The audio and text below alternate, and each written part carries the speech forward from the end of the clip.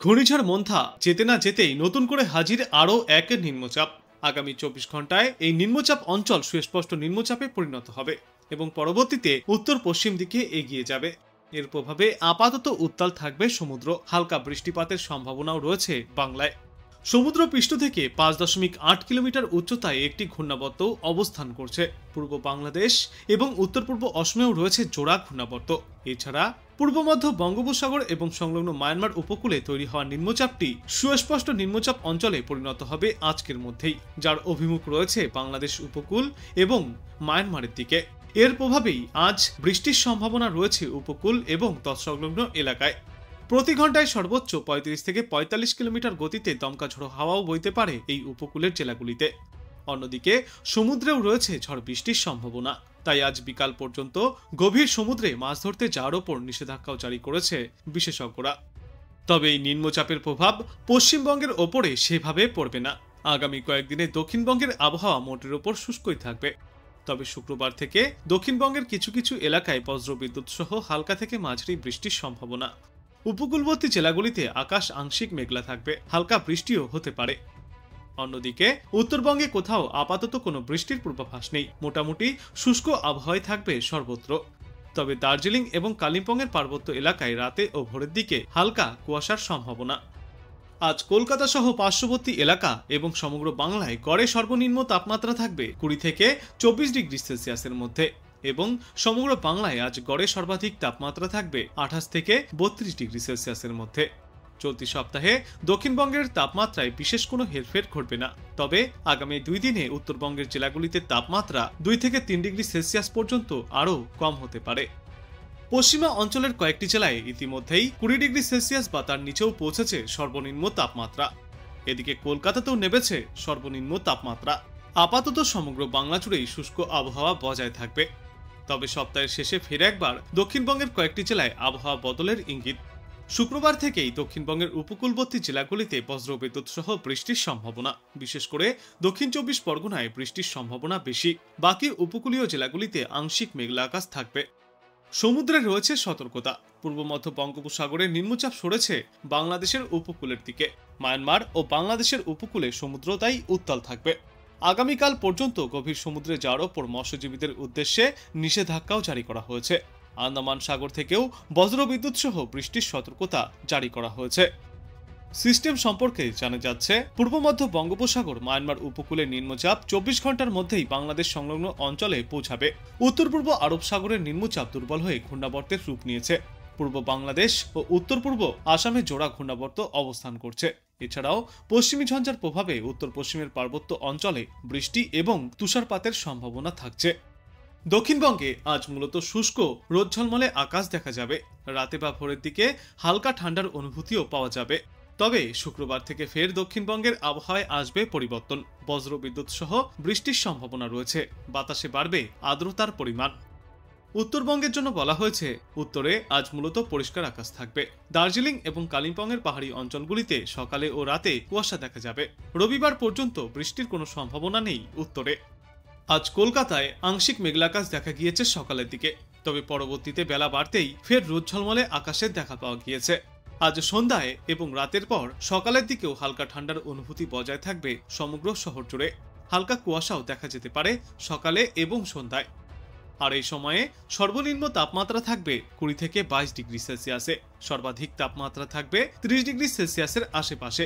আপেক্ষিক আর্দ্রতার সর্বনিম্ন পরিমাণ থাকবে 42% এবং সর্বাধিক পরিমাণ থাকবে 91%।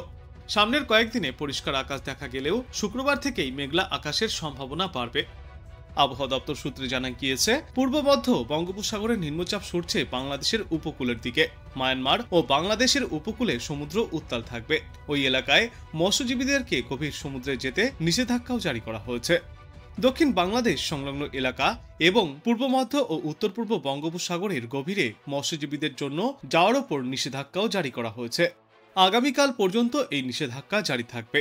পূর্ব মধ্য বঙ্গোপসাগরে এবং মায়ানমার উপকূলে নিম্নচাপের অবস্থান। এটি উত্তর এবং উত্তর পশ্চিম দিকে এগোতে পারে।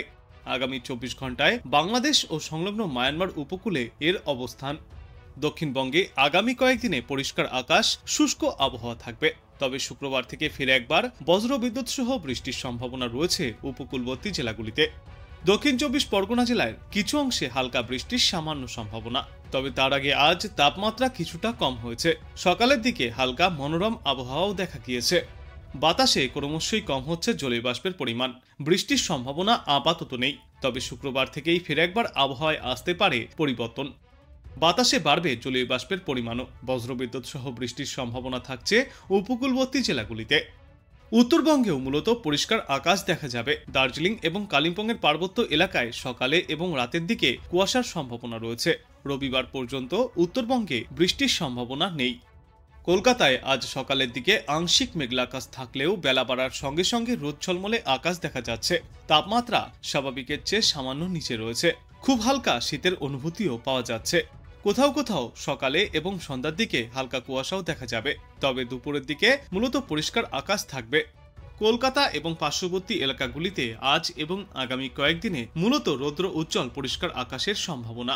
তাপমাত্রার খুব একটা বড় পরিবর্তনের সম্ভাবনাও নেই। স্বাভাবিকের কাছাকাছি থাকতে পারে পারদ। কলকাতাতেও আগামী শুক্রবার নাগাদ আবহাওয়ায় আসবে পরিবর্তন। বাতাসে জলীয় বাষ্পের পরিমাণ ফের বৃদ্ধি পাবে। আংশিক মেঘলা আকাশ এবং বৃষ্টির সম্ভাবনা বাড়বে। এদিকে আজ থেকে আগামী 2 থেকে 3 দিনে কলকাতা আর পার্শ্ববর্তী এলাকাগুলিতে সর্বনিম্ন তাপমাত্রা থাকবে 20 থেকে 22 ডিগ্রি সেলসিয়াসের আশেপাশে এবং সর্বাধিক তাপমাত্রা থাকবে 28 থেকে 30 ডিগ্রি সেলসিয়াসের মধ্যে। বাতাসে জলীয় বাষ্পের পরিমাণ বা আপেক্ষিক আর্দ্রতা থাকবে 42 থেকে 91%। আগামী 2 থেকে 3 দিনেই 3 থেকে 4 ডিগ্রি সেলসিয়াস পর্যন্ত তাপমাত্রা কমতে পারে বাংলায়। তবে পুরোপুরি শীতের জন্য ডিসেম্বর পর্যন্ত অপেক্ষা করতেই হবে বাংলাবাসীদেরকে। আজ শুষ্ক আবহাওয়া থাকলেও ফের আগামীকাল থেকেই আবহাওয়ায় পরিবর্তন আসতে চলেছে। বৃহস্পতিবার পর্যন্ত বজ্রবিদ্যুৎ সহ বৃষ্টির পূর্বাভাস রয়েছে উপকূলবর্তী জেলাগুলিতে। বেশি বৃষ্টি চলবে দক্ষিণ 24 পরগনা এবং পূর্ব মেদিনীপুর জেলায়। বৃহস্পতিবার উত্তর 24 পরগনা, দক্ষিণ 24 পরগনা এবং পূর্ব মেদিনীপুর জেলায় বৃষ্টি চলবে। অন্যদিকে আজ থেকে বৃহস্পতিবার পর্যন্ত উত্তরবঙ্গের জেলাগুলিতে থাকবে শুষ্ক আবহাওয়া। আকাশ মূলত পরিষ্কার থাকবে। আজ সমগ্র বাংলায় গড়ে সর্বোচ্চ তাপমাত্রা থাকবে 30 থেকে 32 ডিগ্রি সেলসিয়াসে এবং আজ সর্বনিম্ন তাপমাত্রা থাকবে গড়ে 22 থেকে 25 ডিগ্রি সেলসিয়াসের মধ্যে।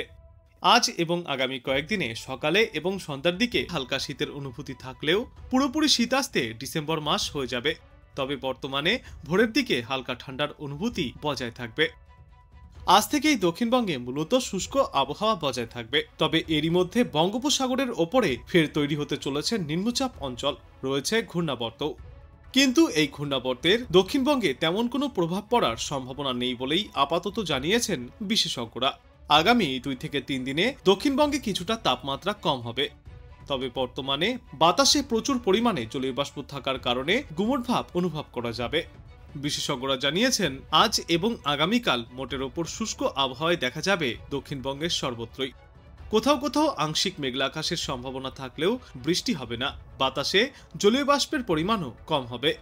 তবে ফের বৃহস্পতিবার থেকে রয়েছে বৃষ্টির সম্ভাবনা বাংলার একাধিক প্রান্তেই। বঙ্গোপসাগরে ফের যে একটি নিম্নচাপ অঞ্চল তৈরি হয়েছে, এর ফলেই এই সপ্তাহের মাঝামাঝি সময়ে উপকূলবর্তী জেলাগুলিতে বাতাসের উপস্থিত জলীয় বাষ্প বাড়বে, যার কারণে ফের বৃষ্টির সম্ভাবনা রয়েছে। বুধবার বিকাল থেকেই বজ্রবিদ্যুৎ সহ বিক্ষিপ্ত বৃষ্টির সম্ভাবনা রয়েছে দক্ষিণবঙ্গের একাধিক জেলায়। মূলত উপকূলবর্তী জেলাগুলিতেই এই বৃষ্টির পরিমাণ এবং ব্যাপকতা একটু বেশি থাকবে।